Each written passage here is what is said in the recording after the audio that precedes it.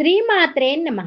తిరుప్పావై దివ్య ప్రబంధము నుండి 18వ పాసురాన్ని ఈరోజు మనం తెలుసుకోబోతున్నాం. ఓం నమో నారాయణాయ. శ్రీ గోదాదేవ్యై నమః. భక్తులకు నమస్సుమములు. ఆండాళ్ తిరువడిగళే శరణం. మార్గశిరమాస పవిత్ర సమయంలో ఆండాళ్దేవి అనుగ్రహంతో ఈరోజు మనం వినబోతున్నాం. తిరుప్పావై 18వ పాసురము ఉండుమద కలిత్రన్ అనే పాసురం.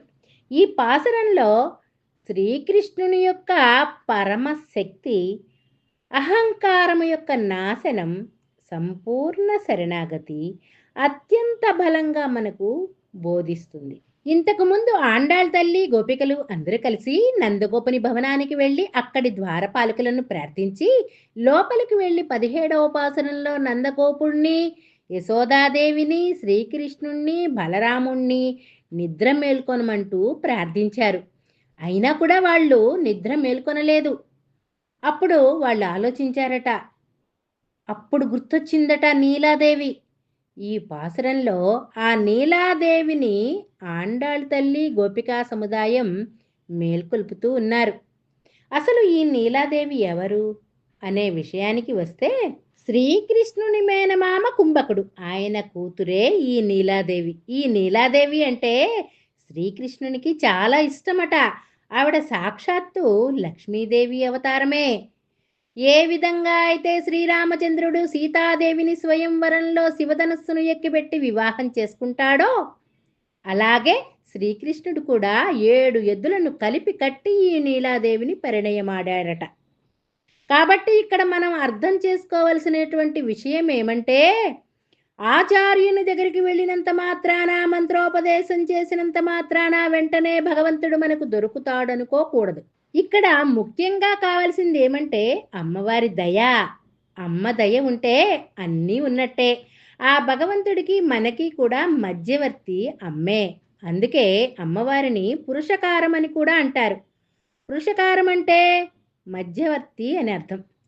మనకు కావలసినవన్నీ ఎంత విన్నవించుకున్నా ఆ అమ్మ ఒక్క మాట చెప్తేనే ఆ అయ్యవారు మనకు ప్రసాదిస్తారట. కాబట్టి పూర్తిగా భగవత్ప్రాప్తి సంపూర్ణంగా కలగాలంటే మనకు ఆ అమ్మ అనుగ్రహమే ప్రధానం అనుకుంటూ గోపికలందరూ కూడా ఈ నీలాదేవిని మేల్కొల్పుతూ ఉన్నారు. 18వ పాసురానికి ఒక విశిష్టత ఉంది. ముఖ్యమైన పాసురం 18 సంఖ్యకు గొప్ప విశిష్టత. భగవద్గీతలో అధ్యాయాలు 18, భారతంలో పర్వాలు 18, ధనుర్మాస వ్రతంలో కూడా 18 పాసురము అమ్మవారి పాసురం. ఈమె పేరు నీలాదేవి. అమ్మ దయ ఉంటేనే అన్నీ సులువుగా నెరవేరుతాయి. అమ్మ ప్రేమతత్వం కదా. వెను తిరగనటువంటి ఆండాళ్ తిరువడిగళే శరణం. పాసుర పఠనం.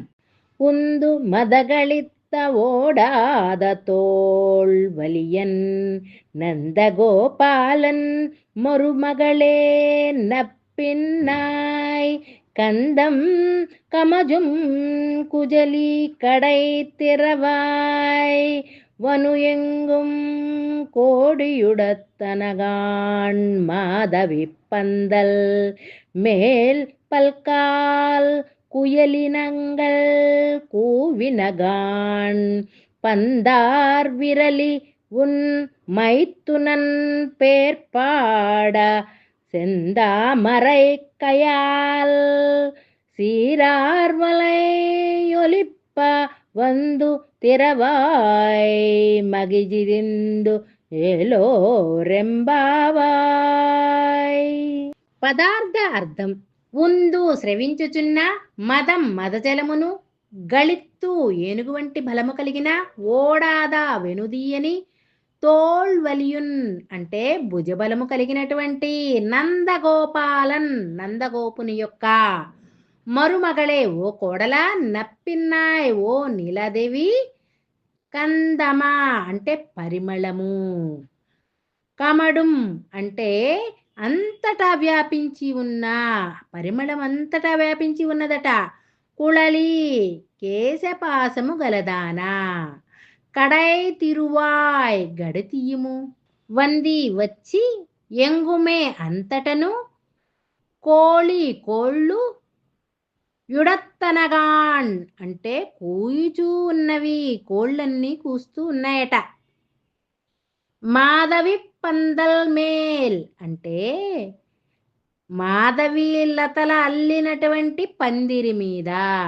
పల్కాల్ అనేక సార్లు, కయిలినంగల్ కోకిలల గుంపులు, కూవినగాన్ కూయుచూ ఉన్నవి, అనేక సార్లు అక్కడున్నటువంటి కోకిలలు పదే పదే కూస్తూ ఉన్నాయట. పందార్ విరలి పూలబంతిని పట్టుకున్న వ్రేళ్లు కలిగినటువంటి దానా.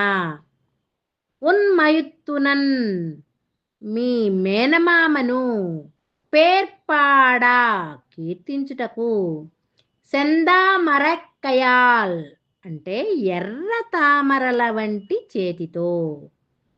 సీరార్ ఎంతగానో ప్రకాశిస్తున్న వళయొలిప్ప గాజులు గలగలా శబ్దం వచ్చుచున్నట్లు. వందు నడిచి వచ్చి తిరువాయ్ తెరువుము. మగిళిందు ఆనందమైనటువంటి మనస్సుతో. ఏలో రెంబావాయ్ ఈ వ్రతమునకు సిద్ధము కండి అంటూ ఆండాళ్ దేవి గోపికా బృందము అందరూ కలిసి ఆ నీలాదేవిని నిద్ర మేల్కొల్పుతూ ఉన్నారు ఈ పాసురంలో. పాసుర భావం. అహంకారము దుష్టత్వము ఎంత బలమైనవి అయినప్పటికీ భగవంతుని ముందు ఏవీ నిలబడలేవు. భగవంతుని యొక్క శక్తి అంత గొప్పది. కృష్ణుని పరమశక్తి భావము. ఈ పాసురంలో ఆండాళ్ దేవి కృష్ణుని యొక్క అపార శక్తిని స్తుతిస్తోంది. ఏనుగులాంటి బలం కలవాడని, యుద్ధంలో అజేయుడని, కానీ భక్తులకు కరుణామయుడని, భగవంతుడు శక్తికి మించిన కరుణ చూపిస్తాడు అని ఇక్కడ మనకి పాసురంలో ఆండాళ్ తల్లి తెలియపరుస్తున్నారు కృష్ణ శక్తిని. అహంకార నాశనం. ఏనుగు సూచించేది ఏమంటే అహంకారము, గర్వము, అజ్ఞానము. ఈ మూడు ఉన్న చోట విజయం పొందలేం. కృష్ణుడు చెప్తున్నారు అహంకారం ఉన్న చోట ఆత్మజ్ఞానమే ఉండదు అని. మన జీవితానికి సందేశం. ఈ పాసురం మనకు నేర్పేదేమంటే బలాన్ని గర్వంగా మార్చకూడదు, శక్తిని సేవగా మార్చాలి, భగవంతునిపై పూర్తిగా ఆధారపడాలి. శరణాగతే నిజమైనటువంటి బలం. ఫలశ్రుతి.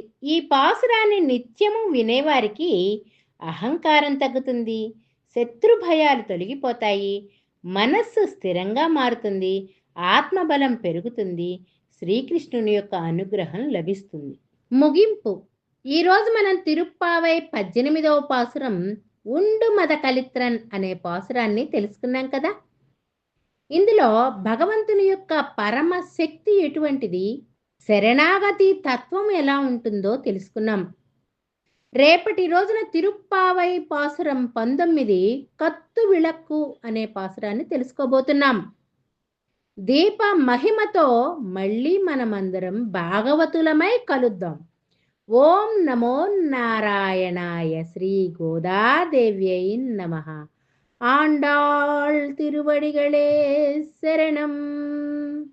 ఈ పాసురాన్ని మనం విని తరించినట్లుగానే మన బంధువులకు, స్నేహితులకు కూడా షేర్ చేసి వారు కూడా వినేలా చేద్దాం.